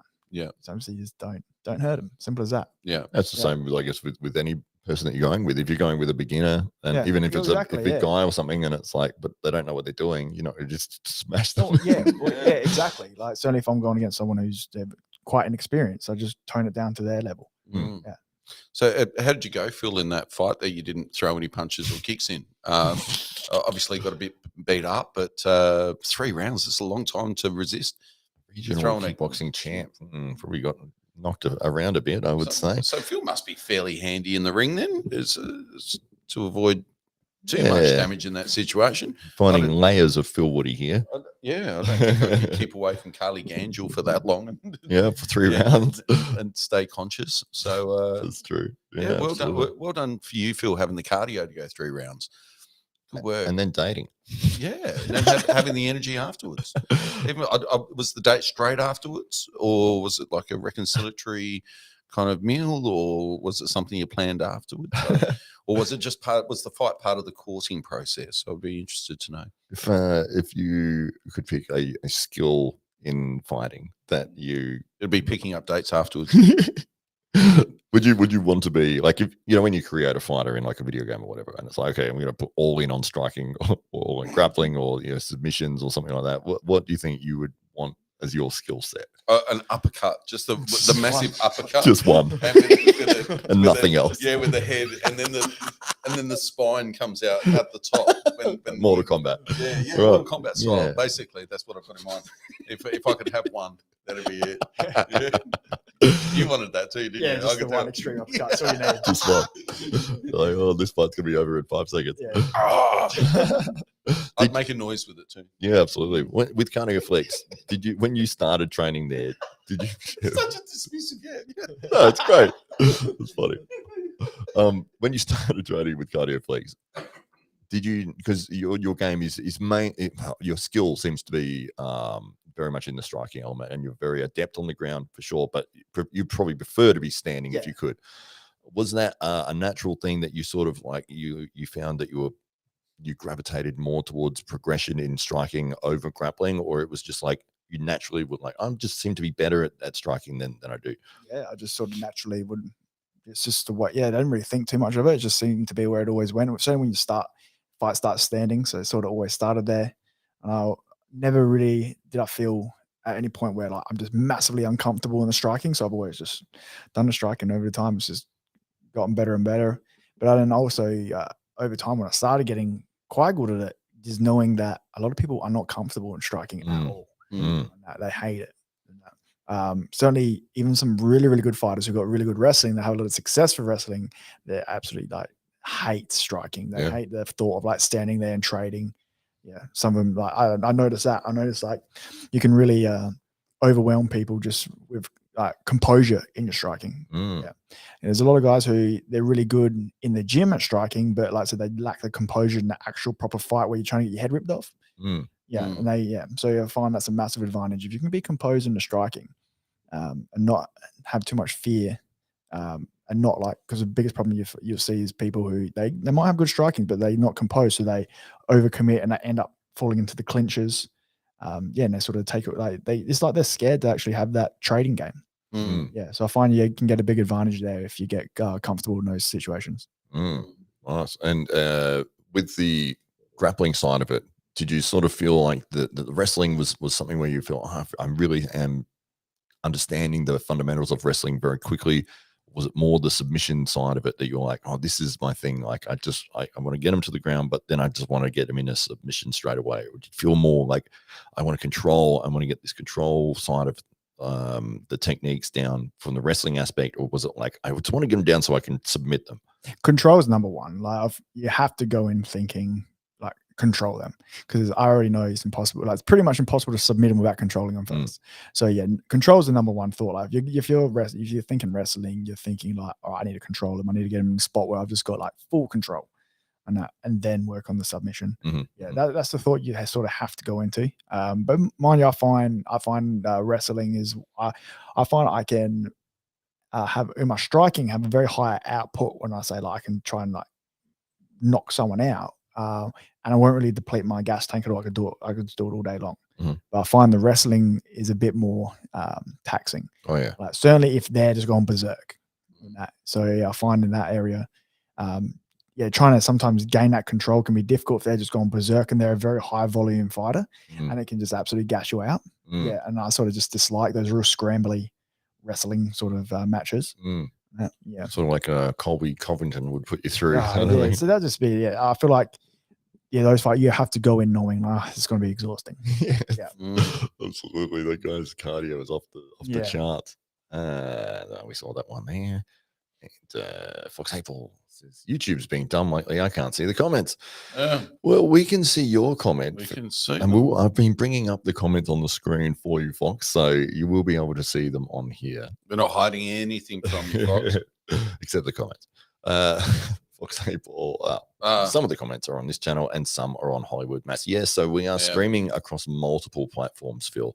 So depending on which one you're watching it on, it could be on Facebook, it could be on YouTube, could be on the AWE YouTube even. We're on 5 different platforms at once, so you may not see the other comments from the other people, which is why I bring all the comments up on the screen here, because you might look like you're the only person in actually watching the stream, but maybe that's because everyone else is on the YouTube stream or that sort of thing. So that's why I bring them all up in here. And we'd like to thank everybody because we've been hitting consistently 17 or so thousand people visiting our Instagram page, which has been amazing. So thank you very much. And to all those people that keep liking the stories as they come up and engaging with the post, this is amazing. It's helping us spread the word about AWE and, of course, help us grow those platforms, which only started a matter of weeks ago. And so it's wonderful to see so many people jumping on board to soak in all that AWE has to offer.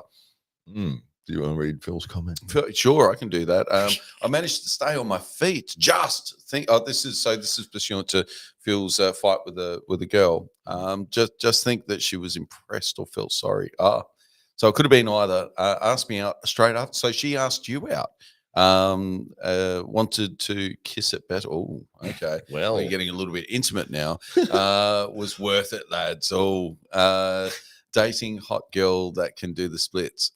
So this is a relationship that's continued to flourish post fight. Phil, I hope you're still together, or he said, I think his first comment was, "I used to date a girl." Here it is. I once challenged. So you once challenged her, but you know, dated afterwards. I'm dated getting the afterwards. impression that they're not together now. You got the impression. I didn't get. I didn't feel like it was definitive. It's not So definitive. she asked you out. She wanted to kiss it better. Well, that's a nice. That's a very caring woman. That's one you want to marry.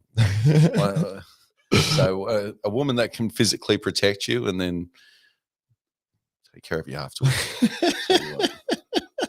You were so searching for words then of like which direction do I take this sentence? There was a few. Shane, favorite fighter? Currently? Anytime. No, like currently. Currently? Yeah. Let's go currently then. All right, let's think. Only because I thought you had an answer. Just No, but styles wise, I like your Wonder Boy. Oh yeah. Okay. Like, yeah, it's always sort of entertaining. Stephen Thompson. Yeah. Yeah, nice. Yeah, I find it's just entertaining. It's different. It is different. It's tricky. Yeah. And like, I find if he's going to KO someone, it comes out of nowhere. It doesn't it's not predictable. Yes. Yeah. I was very annoyed actually watching him when he first started, because I was like, he's doing it wrong. I don't know what this is, but it's wrong. Yeah. And then he was knocking. I was like, this guy's going to get destroyed. And then he knocked like 7 people out in a row. I'm like, all right, I was wrong. He's always entertaining. But I used to Paulo Costa coming up in his coming like on his way up. Oh, he was great to watch when he was just. And what happened? Starching people like that. Which Israel and Adesanya happened. Yeah, he was very entertaining to watch. But yeah, like I said, exactly what happened. Yeah. Yeah, it was a disappointing performance in that, but I think maybe that was mostly from Israel's ability to keep distance and just kick the crap out of his leg. So yeah. But now other than that, like I said, I don't really have someone who just stands out massively. Yeah, I feel like I was saying before, the game is changing a lot.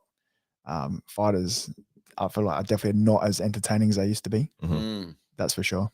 Yeah, it's the USADA aspect.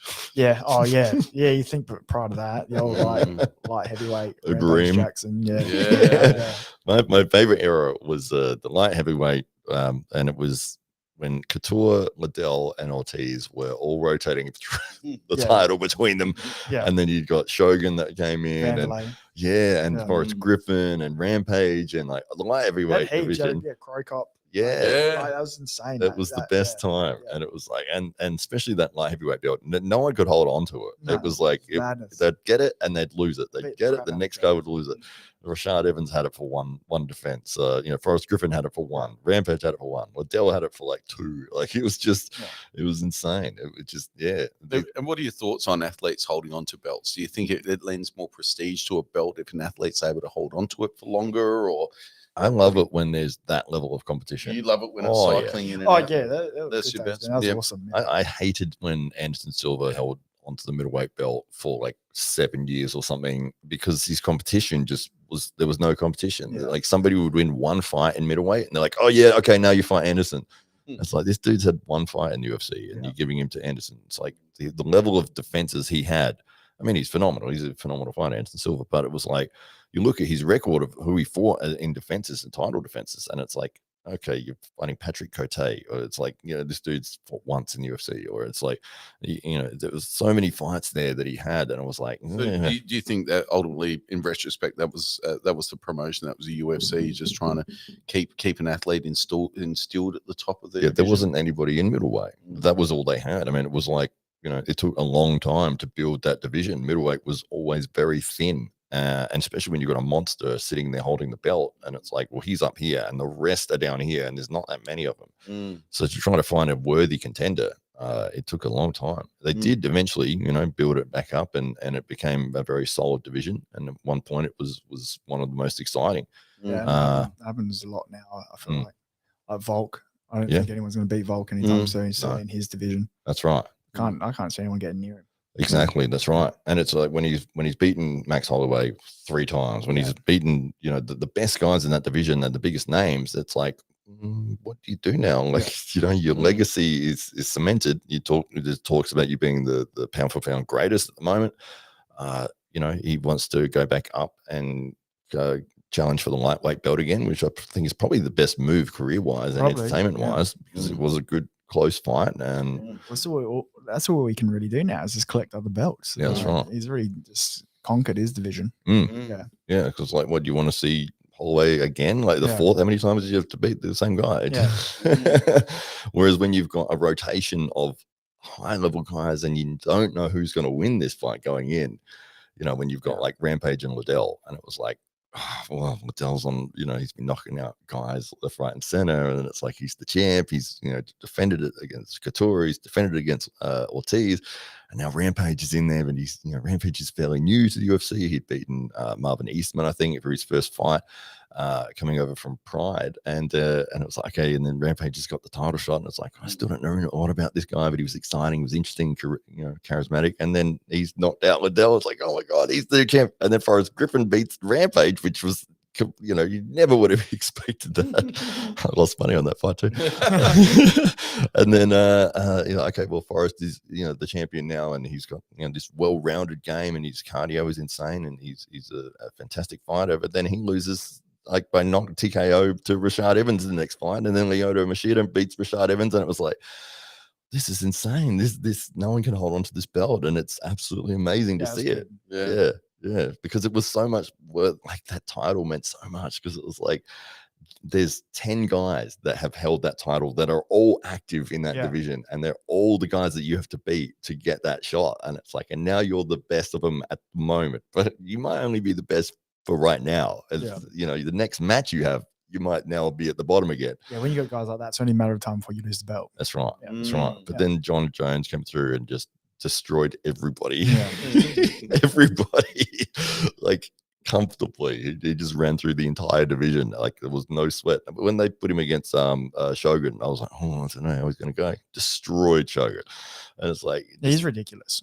He's insane. Yeah, just everybody he went up against, it was like, okay, well, he's going against a legend here.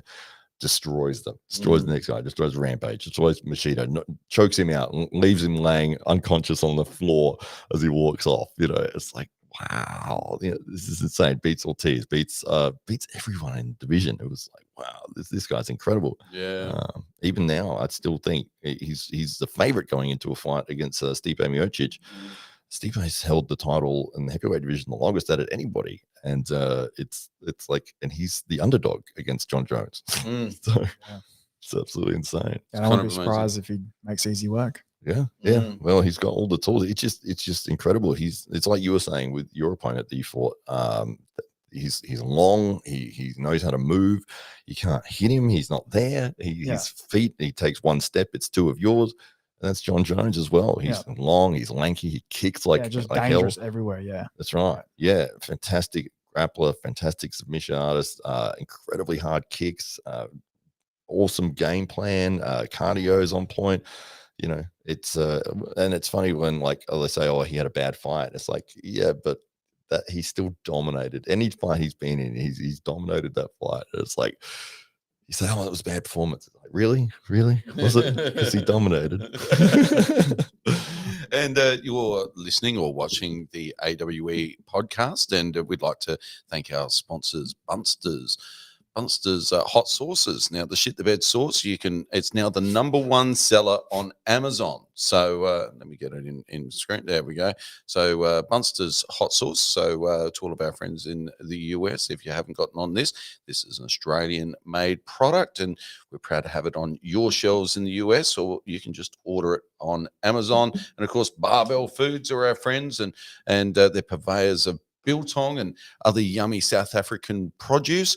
But this is all also made here in Australia with prime Australian beef, and it's all aged in Barbell Foods facilities, and a fantastic protein-filled snack. It's certainly a favorite here on the AWE podcast. And Roll Clean soaps, of course, for anybody that's involved in combat sports, you're going to have to get nice and close to people that might not think so much about their hygiene, in which case Roll Clean is what it's all about. They're delicious looking sauces. We're not allowed to eat them. Being told you cannot eat them, but when you look at the packets, I've given them a nibble, so you don't have to. And I can tell you that the lemon scented one is delightful. So give it a go. Not eating them, take in the shower, have a go. Eat them in the shower. Yeah, and supporting local businesses, worldwide reach. You can go to rollclean.com.au now and get your order in. And they also do a fantastic beard balm. As well. So, do they? Beard oils, I should say. Now, a little sneak. Instead of using a beard balm, you might want to use their lip balm because it's all made of organic matter and holds your moustache in beautifully in place. So that's a little trick for punters at home. Next time they come in, get a little bit going there, Shane, on the edge. A little bit of upturn. Nice. I try not to let it get to control. Yeah, I'm all about getting out of control. Question here for Shane, and it's Dominic who says, Shane, can you give us an update on where you're at in your career now, and what are your goals? Yeah, right now I'm pretty much just waiting to hear back from the PFL because I'm signed in for 3 years with the PFL. So pretty much just waiting now to see where I go from here, whether I can get another fight this year. I'd like to fight this year. I've already told them that. But yeah, they have the right to sort of release you whenever they want. But yeah, I haven't actually got any fights signed up in contract yet. So I'm waiting to see if I can get that sorted. Yeah. Yeah, absolutely. Do they have a period of where they can match a contract after the 3 years? Like if you got offered something from another organization after your contract that expired, do they have the right to match that? Not that I know of. Okay. Yeah, that'd be a question for my manager. For the legal team. Not that I know of. No, I think after the 3 years, it's up to me what I do. Mm-hmm. Yeah. Oh, cool. Yeah, nice. Yeah, I know that one of the clauses that you see a lot in boxing or in UFC, that they might be out of contract, but or out of they might have fulfilled their terms in terms of like they get 3 fights on a deal. They've done the 3 fights, but then they're under contract still for another year. That's exactly what it was like for me. Yeah. Right. Yeah. And then it's like during that time, you might get an offer, or they might get an offer from say Bellator for whatever, like 3 fights at 100 grand a fight. UFC has the right to match that and then stop the fighter from going over to Bellator. No, so that's because if that's the case, we'll offer you $1 million to compete in an AWE. See if they can match it. Let's see if they can. But you have to win. Just put the word out there. Put the word out there. It's in discussion. Just see what they come back to you with. Shane Mitchell's Instagram has been flashed up there in the comments, so people can go. Thank you very much. Well, Phil. That's the AWE one there from Phil Woody, and then Phil's put that one up, and Phil's also been scanning the Instagram for Shane Mitchell. So you can get on both of those and certainly give Shane a like there. Get behind him and follow his journey as he ventures back to PFL or whatever it is that the future holds. It's big things. So if you want to find out a little bit more about all of those plans and exactly what it is that Shane's working on at the moment, then you can watch the Daily Combat podcast when it's released very, very soon, as we just finished recording that before jumping on and having this chat with you guys. That's right. Absolutely. And says, come to arm wrestling for a bit, Shane. If you like being able to use your arms while you're fighting, you probably won't enjoy arm wrestling. Yeah, it only hurts for the first 10 years. Yeah. So, well, Louis had a go, though, didn't he? Louis Payson. Louis did have a go. He was very strong too. Absolutely. Very strong. I was about to say, I've arm wrestled just some like people in the past who've been into arm wrestling, and they destroyed me. It's actually like they're freakishly strong, aren't they? Like the ones who actually train for it. I remember doing it. I was like, oh my god! Like, I thought like, I'm a pretty athletic, strong guy. But then, we actually train for it. It's another thing. So it's like rolling with a black belt and a BJJ black belt, and you're a white belt. It's your first day in the gym, and they just they're just violating you. Yeah, you can't do anything about it. Oh yeah, you just knew like you stood no chance. It's like what you're saying before, your worst fear in competition. Just do whatever they want. Yeah, that's right. Well, it is one of those things. Is that technique side of it, and jiu-jitsu is a classic example of that. You know, where say you got an armbar position and you're using your entire body's weight and leverage against one of their joints. It's very similar to in arm wrestling. You're using your whole body and your arm strength all rolling into somebody's fingers, and it's like that. Yeah, good luck trying to stop that if you don't know what you're doing. So yeah, there is a very close element to the structure of jiu-jitsu's movements and leverage positions as what is going on with an arm wrestling match. Yeah. Well, you actually see it with some BJJ guys and wrestlers. They're very adept when it comes to arm wrestling because they understand leverage points and that type of thing. And pick it up really fast. Thank you very much. Yeah, Daily Comment. That's where you can pick up that podcast when it all gets uploaded later on tonight or tomorrow. Yeah, all the podcast if you're looking to read. You can do that as well. It's so good that the guys do this sort of thing. This is incredible. It's very cool. You know, we got amazing people like Phil Woody and Fox 8-Ball and Dominic in here that you know, without us asking, they've gone ahead and used their initiative and helped us out by and helped Shane out as well. So Phil, be really interested, and Dominic, because you've been following the podcast to now, what do you think is an ideal length for an arm wrestling card? Is it 4, 6, 10, 20? What? How many matchups would you like to see? Phil Woody podcast, yes. Oh, is that what you meant? It's 10, isn't it, Phil? It's 10. Come on, Phil. Oh, we didn't get Shane's answer on that. Oh yeah, that's what we actually got cut off there, didn't we? Yeah. That was what I was. If I go back to the fights, 10, like 10, you don't want any more than 10. I think it starts getting a bit long. Yeah. So only if you're having deliberate breaks in between, like say if you're splitting them up as well, having intermissions. Yeah, I feel like after 10 it's just starting to drag a bit. Yeah. It's indulgent. Yeah. Perhaps. Well, no, because I remember commentating one of the East versus West events with Ryan. I flew up to Brisbane. Ryan's the other partner in AWE, and we were doing a live commentary for the event was happening in Turkey. I think it was which East versus West, one of the other promotions, and they literally had Smaller promotion. I think they had like 18 or 19 matches or something, and it went for like 7 hours. Yes. It was like a telethon. Remember back when they had telethons and they'd start at 6 a.m. and they go all the way through to 6 a.m. the following day. Yes. Yeah. That's how this felt because it started at night for us. I think it started at like 2 a.m. and we finished at like 9 a.m. By the time they got to like the main event, which I was excited to see the day before. Had the energy. But the time they got there, I'm just like, come on. I don't even care anymore. Jake Ward ran from Sydney to Melbourne quicker. It's like 7 hours. You think sitting there for 7 hours, you're gonna end up getting up and going off doing something else. Well, that's the point. Like, I mean, I know a lot of people that like footy, but if the game went for 7 hours, they might change their mind after round 3 of the season. You know, it's a lot to ask of people. So, yeah, it's like cricket, though. You know, when you get like those 5-day test matches, but people know going in that they're not going to be paying attention the whole time. No, no, that's right. Yeah, it's like, I'm here, and that's why 4 people. The game's over there. You're chatting and drinking. And, something happened. What? Okay, yeah. Anyway, so social event.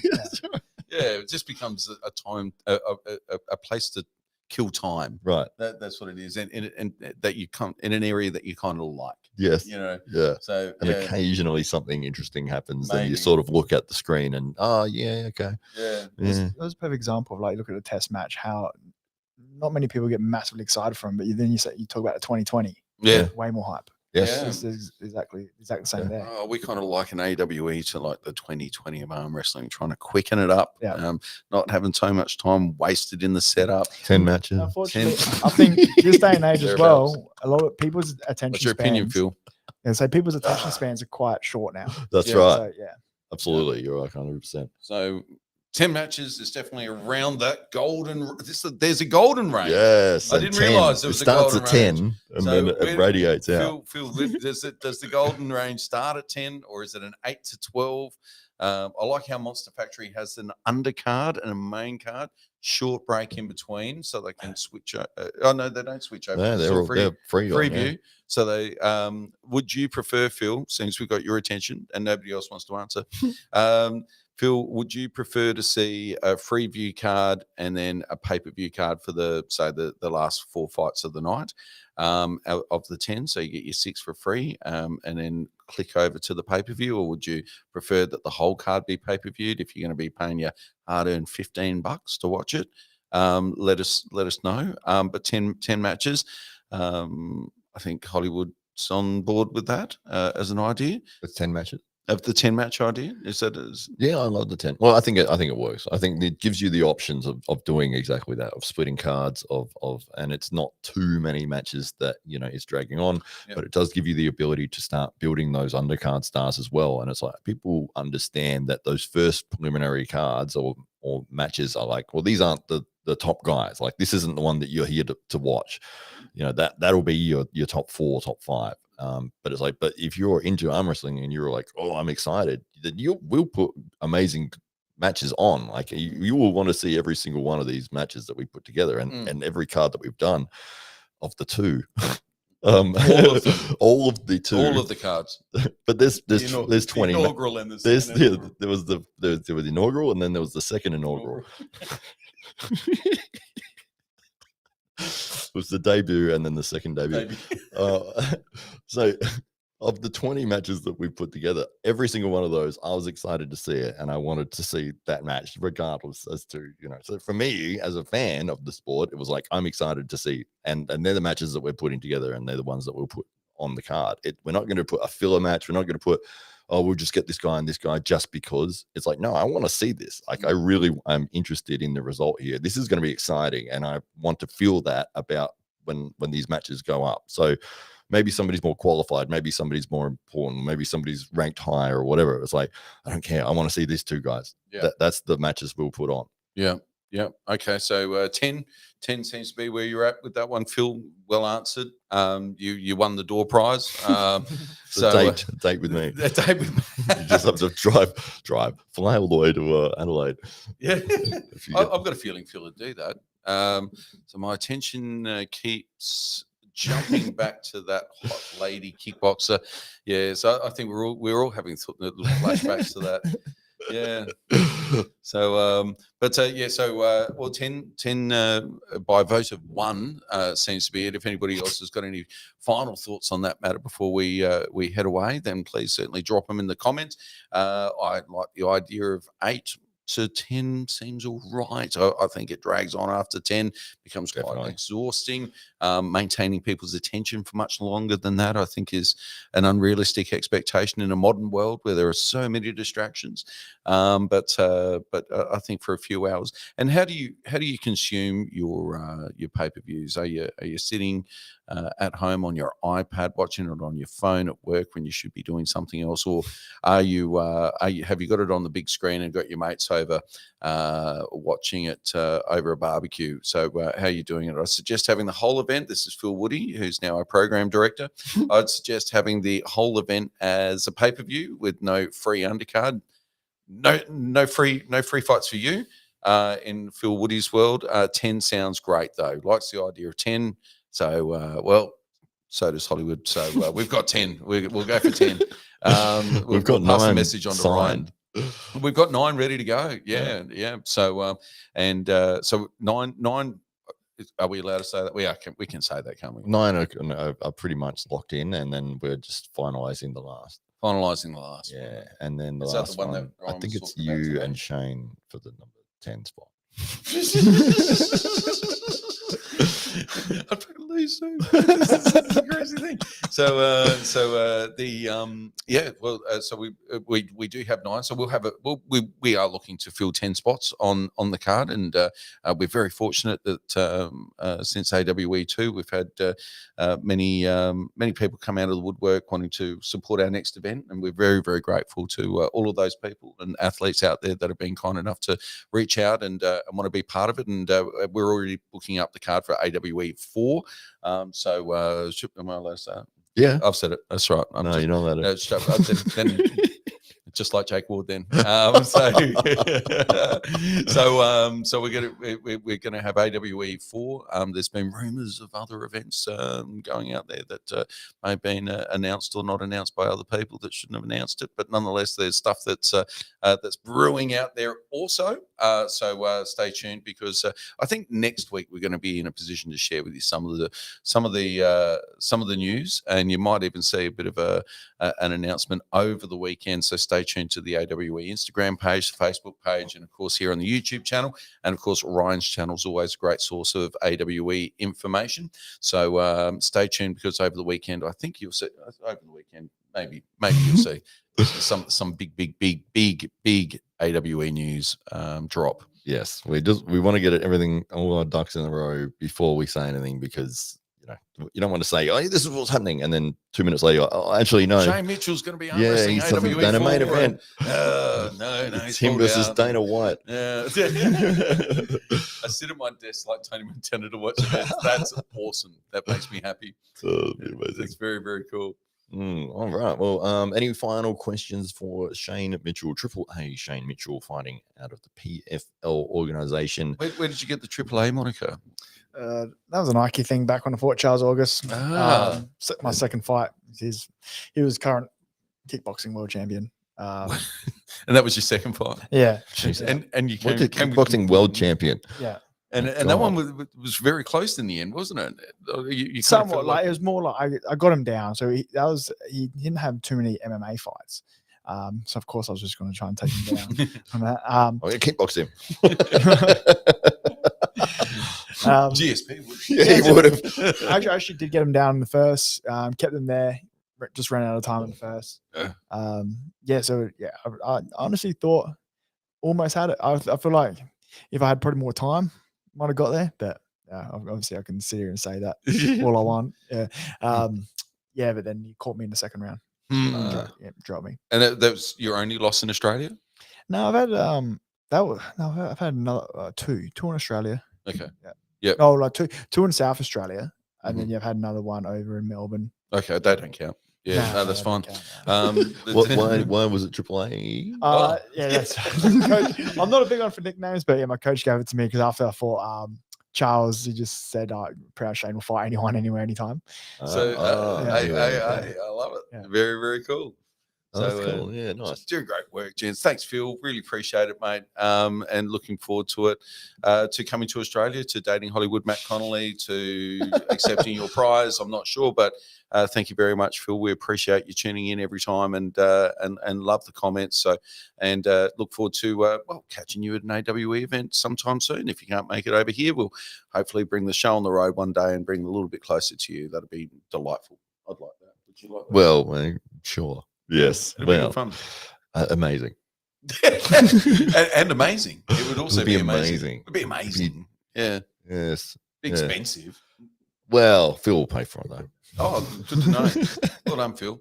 Thanks for that, mate. Well, you heard it here. That was the big announcement Phil's been waiting for. That's right. Who's paying for AWE 5 in his backyard? That's right. Yeah. So it's at Phil's place. That's the big announcement.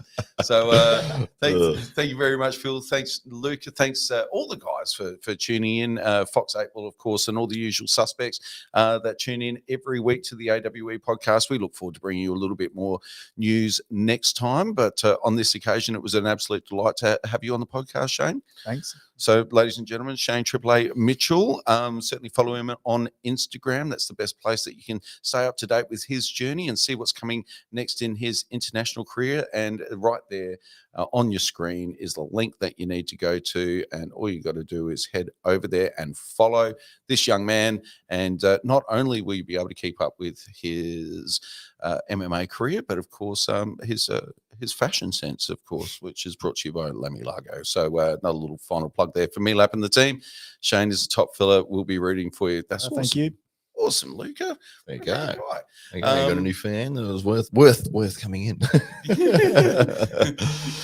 One fan at a time. That's right. So we're working on here at the AWS. So thank you very much, guys. And look forward to bringing you big news. Keep your eye out on all of the socials. News will be dropping this weekend, and we'll be covering off on all of those announcements in depth here on the podcast next Thursday, and we're going to schedule that one in with you guys so that you know exactly when you can tune in for next Thursday here on the AWE podcast. So on behalf of Hollywood Matt Connolly and his biceps, I'm Dave Stockbridge. We'll look forward to seeing you next time. Thanks, guys. All right, hang on. Waiting for us to end button.